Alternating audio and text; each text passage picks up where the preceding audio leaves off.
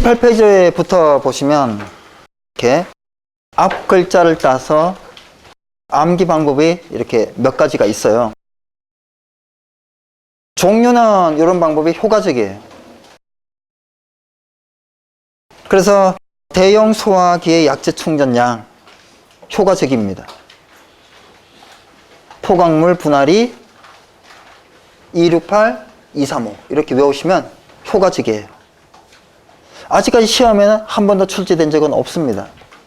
근데 출제될 수 있겠죠. 자, 이런 것들이 이제 100개 외우면 하나 적중이 되는 거예요. 자, 자동 소화 장치의 종류, 상주가 고분캐. 이게 이제 종류잖아요.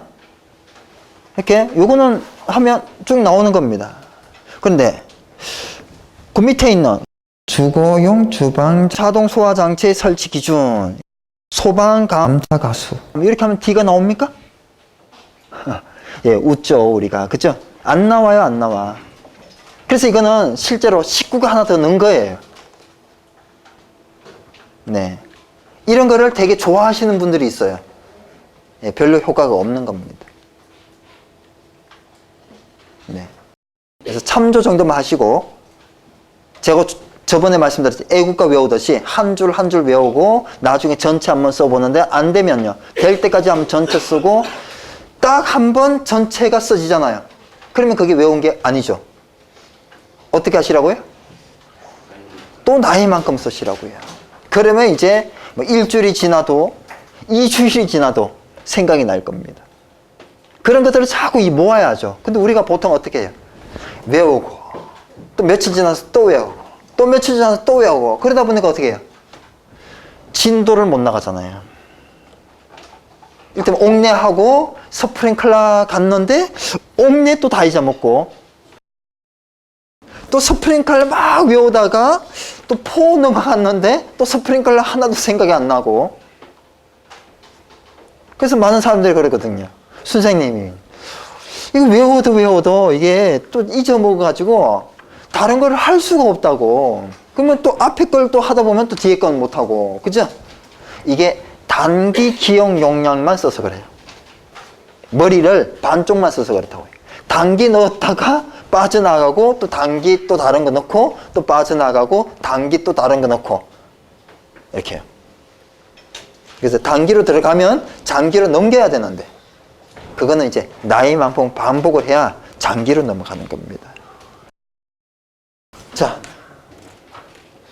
19페이지에 보면 소화기를 감수할 수 없는 부분, 두 번째 나오죠. 소화기를 감수할 수 없는 부분. 제가 만들었어요. 11건이 문운, 판운숙, 노유의 9방 이렇게 뭐 쭉 만들었는데, 참고로 말씀을 드리는 거예요. 자, 이렇게 안 하면 다른 방법은 없을까 한번 생각을 해봤어요. 제가 만들고 나서 나중에 생각한 거예요. 저도 이제 자꾸 발전을 하니까. 여러분이 아는 시설 있죠. 근린생활시설, 업무시설, 교육연구시설, 판매시설, 이런 걸 아는 걸 한번 다 읊어보세요. 여기에 다 있어요. 뭔 얘기인지 아시겠습니까? 이거는 앞글자 따서 안 외우고 그냥 아는 걸 다 쓰면 전부 다 속해 있는 거죠. 이해되나요? 딱 하나 뭐예요? 총수가 11층 이상인 부분, 그도 아는 시설들을 다 쓰면 되는 거예요. 그죠? 네. 그래서 보는 각도에 따라서 암기법은 다른 각도가 또 있을 수가 있는 겁니다. 훨씬 쉬운 방법이죠. 자, 그 밑에 캐비닛형 자동 소화 장치의 설치 기준, 분설 방화감 화해 개통 작구방, 제가 이렇게 만들었는데 나옵니까 이게? 뒤쪽이? 또 해야 되겠죠. 그래서 이런 것도 그냥 한 줄 한 줄 완성해 가는 게 좋습니다. 근데 그 표에 있는 거 있죠. 밑에 표. 39, 64, 06, 79, 21, 62. 무슨 단위를 생략하고 암기했어요? 예.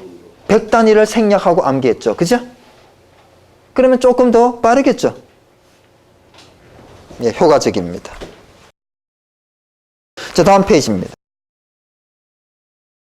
예, 2번에 옥내 소화전 설비 개통도 부합 흡입 방식, 정합 흡입 방식. 차이는 뭐가 있어요? 부합 흡입 방식에는 뭐가 세 개가 좀 있죠. 연생계 또는 진공계, 그리고 물올림 장치, 후드 밸브. 세 개가 특징이고요. 아래쪽에는요, 펌프 흡입 측의 개폐 밸브가 특징이에요. 근데 우리나라는 소방은 참 문제입니다. 어마어마하게 문제예요. 구석구석 들어가 보면 문제가 많습니다. 정리가 안 된 부분들이 어마어마합니다. 대표적으로 이제 여기서 한 개를 말씀을 드리는 거예요. 우리 펌프 흡입 측의 밸브가 현장에 또는 책들마다, 대한민국의 책들마다 부합 흡입 방식의 흡입 측에도 개폐 밸브가 있어요. 그래서 후드 밸브, 개폐 밸브, 스트레이너, 후렉시블 조인트, 연생계 또는 진공계, 펌프 이런 식으로 설치된 책들이 어마어마하게 많습니다. 근데 여러분들한테 물어봅니다. 펌프 흡입 측의 밸브는 무슨 역할을 하죠? 이 정합 흡입 방식에서 펌프 흡입 측에 있는 개폐 밸브는 무슨 역할을 할까요? 맞습니다. 물을 차단시켜. 언제요? 펌프 수리 교체할 때 잠그고 수리 교체해야 물 바다가 되지 않습니다. 그죠? 예. 사실은 그 목적으로 실제로 쓰긴 하는데 사실은 그 목적은 아니에요. 정확하게는. 그렇게 답해도 맞게는 해줄 겁니다. 근데 엄밀하게는 그게 아니에요. 왜요? 물 바다 안 될 수 있는 방법이 있죠. 펌프 수리 교체하기 전에 수조의 급수 밸브를 차단을 해요. 물 들어오는 수조의 급수 밸브를 차단합니다. 배수 밸브를 개방해요. 그죠? 물을 뺍니다. 물 받아 됩니까? 안 됩니까? 안 됩니다. 그런데 물을 빼는데 우리가 수리 교체하러 가서 막 바쁜데 시간이 곧 돈인데 몇 시간 기다려요. 결국은 뭐예요? 예, 밸브를 설치한 이유는 물 빼는 시간, 또 물이 아깝잖아요. 그래서 설치를 하는 겁니다. 그런데 펌프가 위에 있고 수조가 밑에 있는 거는 이런 행위가 필요 있어요, 없어요? 없습니다. 그래서 실제 부합 흡입 방식에는 펌프 흡입 측 개폐 밸브가 필요가 없어요. 근데 대한민국 사람은 어느 정도인가 하면 수준이 부합 흡입 방식의 개폐 밸브가 스트레이너 왼쪽에 있어야 되는지 오른쪽에 있어야 되는지 싸우고 있는 사람이 있어요. 없는 게 맞는데. 그 왜 없는 게 또 맞나고 하면요.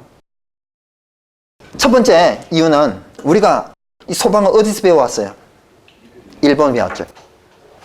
우리는 옛날에는 일본 거를 가져다 썼고요. 지금은 이제 미국 걸 가져다 씁니다. 조금씩 가지고 와요. 우리 일본한테 배웠잖아요. 일본이 부합 흡입 방식, 개폐 밸브 없어요.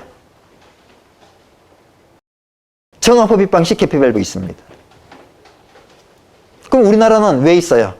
헷갈렸던 거죠. 어딘가에는 있는데 헷갈리니까 뭐 하자? 양쪽 다 설치하자. 이런 것 같아요. 그리고 위험물 기준이 있고 화재안전 기준이 있죠. 우리나라 기준이 양대 기준이, 그죠? 위험물 소방 기준이 있잖아요. 있거든요. 위험물 소방 기준은 명확하게 나와 있어요. 정합 흡입 방식일 때는 개폐 밸브를, 부합 흡입 방식일 때는 펌프 흡입 측에 후드 밸브를 설치해야 된다. 이렇게 명확하게 나와 있다고요. 걔는 나중에 베껴와서 그런 거예요. 화재안전 기준은 언제 베껴왔는가 하면 1958년에 베껴오고, 위험물 세부 기준은 2004년에 베껴왔거든요. 그래서 예, 정확하게 번역을 해왔고, 걔는 하여튼가 뭐 이상하게 번역해 와서 이 이상한 것을 사람들이 좀 이상한 쪽으로 해석을 해가지고 지금 현재 이 상태까지 이르는 겁니다. 안타깝죠. 여러분도 그런 부분을 바로 잡아야 되는 겁니다. 자, 넘어가죠. 개통도를 어떻게 하면 돼요? 외워야 됩니다. 개통도는 어떻게 외우죠? 일단은 허연 백지에다가 한번 그려봐요. 그죠? 안 보고. 그리고 뭐가 안 그려졌는지 열심히 보고 다시 그려봐요. 그죠? 허연 백지에. 그래서 몇 번 이렇게 안 보고 그리면요, 그려지죠. 설치 기준 쓰는 것도 똑같아요. 일단은 막 읽어요. 막 외운다고요. 중얼중얼. 그리고 허연 백지에다가 써봐요. 안 써지죠. 그리고 뭐가 안 써지냐. 그죠? 다시 써봐요. 그죠? 또 뭐가 안 써지냐. 또 다시 써봐요. 그죠? 그러면 이제 5개면 5개, 10개면 10개 이게 완성이 되잖아요. 끝난 게 아니죠. 단기예요. 그죠? 장기로 가야죠. 그것을 계속 하셔야 되는 겁니다. 자, 옥내 소화전 기준, 방수량, 방수압, 방수시간 쭉 정리를 했는데 여러분이 모르는 게 별로 없을 거예요. 왜요? 기사 때 다 배웠으니까. 개통도 기사 때 있는 책이고요. 방수압, 방수량 기사에 있는 책이에요. 내용입니다. 밑에 있는 옥상수조를 설치하지 아니할 수 있는 경우 마찬가지예요. 옥상수조에는 얼마의 양을 저장해야 되죠? 3분의 1 이상을. 근데 안 할 수 있는 경우가 이렇게 여러 가지가 있어요. 설비들마다 조금씩 다른데 옥내 소화전 한 개 외워서 스프링클러 쓰고 다른 설비에 쓰면요 거의 다 비슷비슷해요. 그래서 한 개 외우면 스프링클러 때는 조금만 수정하면 되죠. 이를테면 5번 같은 경우 어떻게 돼 있어요? 가압수조를 가압송수장치로 설치한 옥내 소화전설. 스프링클러는 뭐겠어요? 끄트머리가 옥내가 아니고 스프링클러죠. 그죠? 그렇게 조금씩 달라지는 거예요. 그래서 옥내 때 한 개 외우면 스프링클러 가면 또 외울 게 또 줄고 간이 가면 더 줄고 막 계속 줍니다. 특징적인 것만 하면 되죠. 지금 이 요점 정리는 그렇게 생각하시면 됩니다. 요약을 한 거예요. 일단 우리가 본문 내용을 보는데 첫 페이지부터 끝 페이지까지 계속 생소한 게 나오면 어떻게 해요? 좀 지루하잖아요. 근데 일단 요점 정리를 한번 이렇게 훑어보고 1부는 외우고 본문 내용을 보면요. 군데군데 외운 게 나오잖아요. 알된 게 나오고. 이게 지금 요점 정리가 몇 페이지까지 있어요? 48페이지까지 있죠. 이때까지 정리하려면 한참 걸리잖아요. 근데 일단은 이걸 가지고 외우기 시작할 수가 있다는 얘기죠. 그러면 중간중간에 어때요? 외운 게 나오니까. 네, 공부가 좀 쉽지 않을까? 이렇게 해서 앞부분에 둔 겁니다. 그리고, 이렇게 공부하는 겁니다라고 샘플이기도 하고요.